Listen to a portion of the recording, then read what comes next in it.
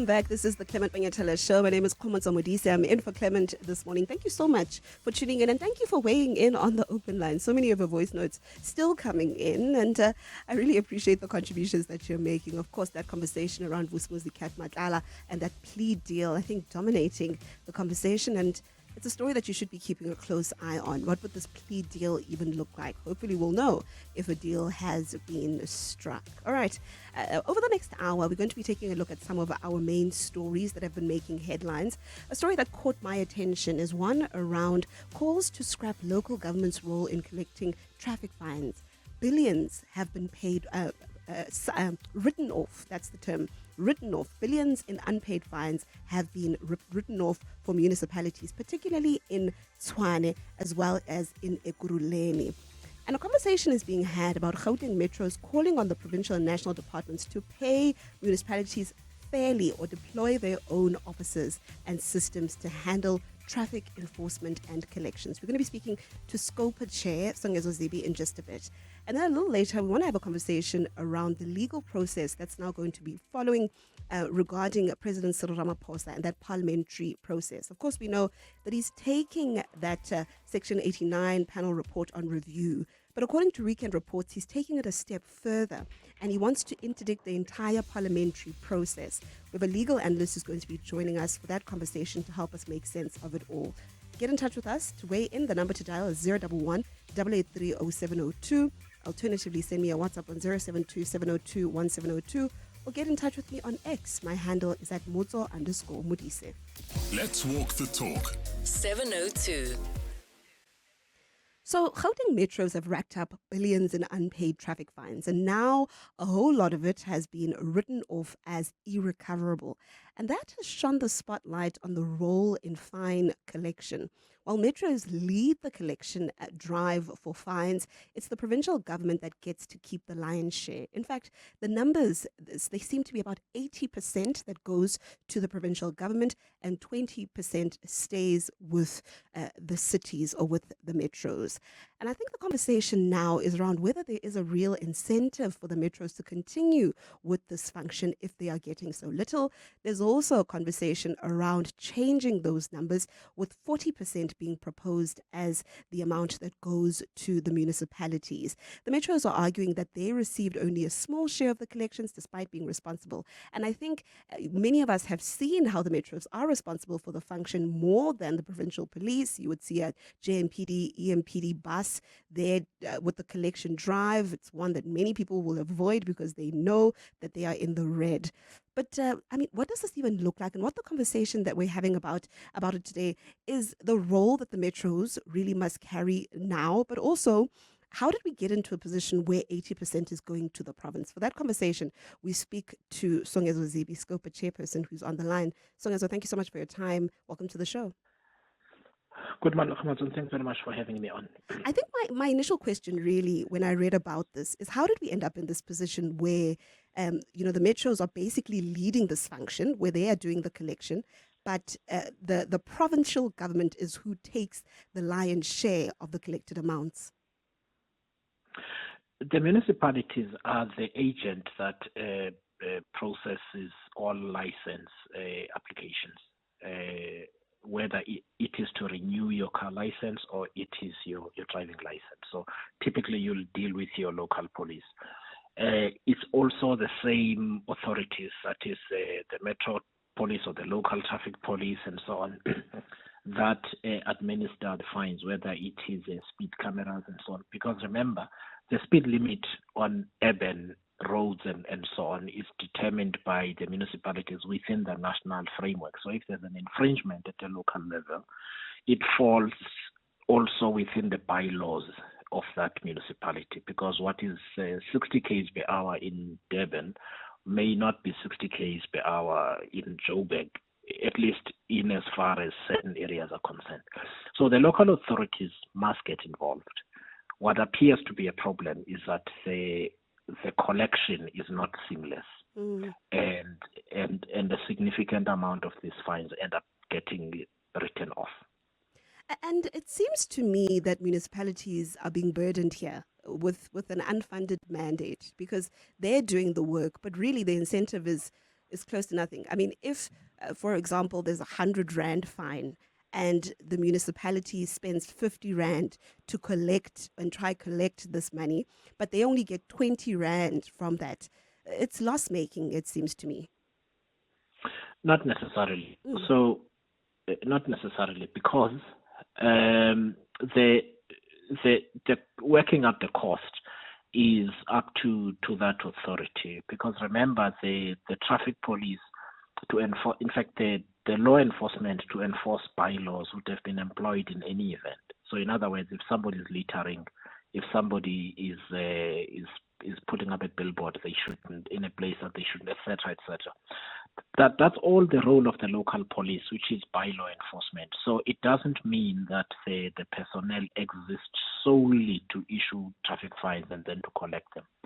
So it does make sense for the local authorities to be paid by the provincial government through the revenue collected for the purpose of doing the rest of the work.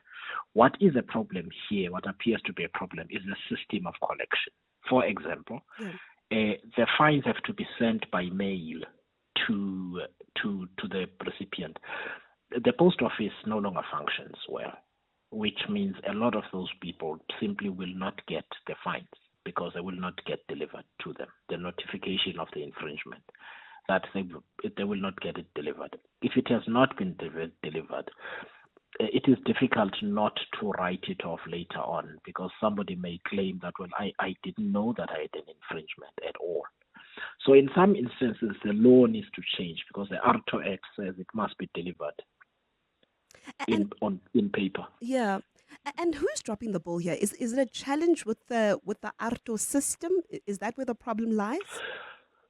No, I think it's in the coordination between the city and the ARTO system. So there's lots of, there appears to us to be lots of weakness, several weaknesses in the system. For instance, I think it should be possible for people to be notified by SMS, and that should suffice, that you've got a fine pending, firstly. Secondly, there must, as a condition of the arrangement being in place, be a method of electronic collection of those fines. In other words, somebody can go onto a website or an app and pay the fine upon receiving a notice of the infringement. That does not appear to be in place.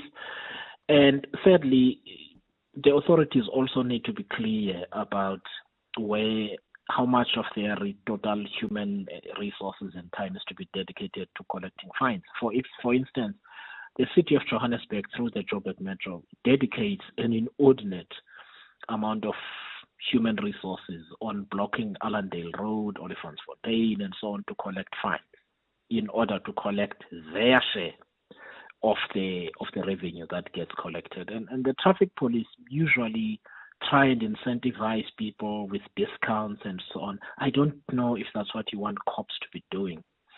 So the whole system appears to need an overhaul from our perspective, because what's clear is that a lot of this potential revenue ends up getting written off. Would the contested demerit system be an answer to this problem?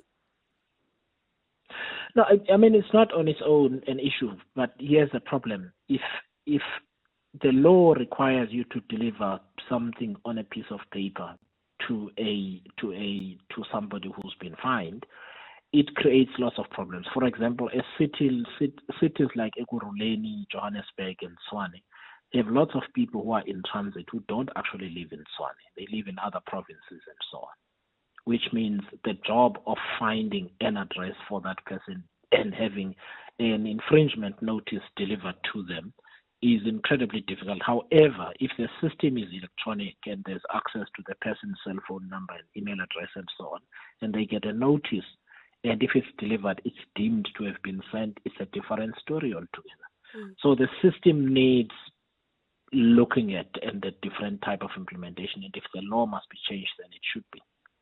And then just going back to the conversation around the proportions, the fact that the municipalities lead the collection of these fines, but they only get a small portion of it. Of course, there's been a drive and calls, particularly by the mayor of Tshwane, Nasipi Moya, to say they want to see those numbers changed. Is that something that could be on the cards, where the proportions could be shifted? They're calling for about 40% staying with the local municipalities. Well, that is a job for the Portfolio Committee on Transport and the relevant authorities to determine. I think from the perspective of the Standing Committee on Public Accounts, what is important is that the metros and other municipalities are not left with a net loss or net expense while doing work for another government agency.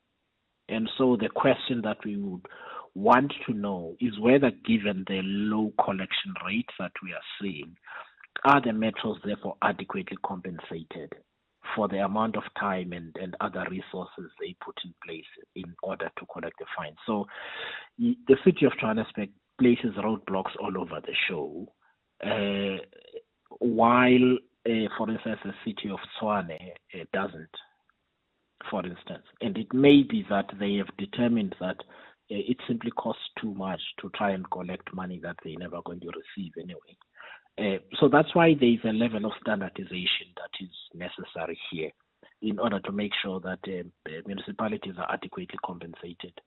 And do we know what that looks like in the near future? I mean, we know that the ARTO system is still being rolled out.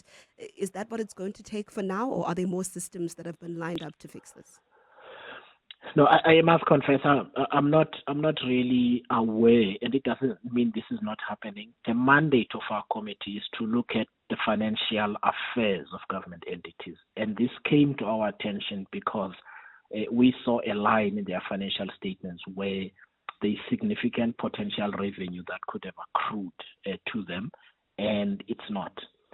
And it's important that we ask questions about that. But Parliament's committees work together, and the next step in this instance is for the Standing Committee on Public Accounts through myself to work with the Portfolio Committee on Transport to take this matter forward. But the Portfolio Committee on Transport would be the lead in that instance. All right, let's leave it there. That's SCOPA Chair Songezo Zibi on the line. They're talking to us about this. I mean, it's a matter really for me that boggles the mind, and I understand how the municipalities feel. The fact that they are leading this process. You only really see a JMPD, EMPD, TMPD van and roadblock on the roads mostly. And I'm not saying Gauteng Traffic Police doesn't do this, but you would mostly see the local municipalities leading the collection process. But why are they the ones to be making less from this? Why is it that they are not, why? I mean, the share, 80% goes to the province and 20% stays with the local municipality. And I'm not sure that there is an incentive here for the municipalities then if they're not taking this, especially if the collection is so low, the collection rate is low. So already there's this money that's being spent towards the collection of this. Already they know that they're going to be getting the least in terms of the proportions and the share. But also, they're not even sure if they'll be getting anything from this because the collection systems are so poor. It's definitely a story to keep our eye on. I mean, I saw that number. I think Ekurhuleni wrote off 2.7 billion rand in unpaid fines. And I really wanted to speak to the Ekurhuleni MMC for Finance about how much they put into collecting. Because something says to me they're spending a lot more money to try and collect, but they're not getting any of it back. And the sending out of these letters, I'm sure many of you, I have received a letter in my mail, the sending out of these letters, setting up a roadblock, the manpower there, the systems there, that doesn't come cheap. And truly, there should be a return for the cities, and there seems not to be that. So it's definitely a story to keep our eye on. We were also hoping to get Nasipi Moya, who is the mayor of Tshwane. She's been leading this quite a bit. She's the one that's been calling for the 40% to be the amount that stays with the municipalities as a way to almost compensate them for the work that they are doing in collecting traffic fines. I know for many of you, some of you are very glad that these traffic fines have been written off. However, I do think that there is a ripple effect, particularly for the city from a revenue perspective and what that means for services that are being delivered. Hanging out with Clement on 702. Let's walk the talk.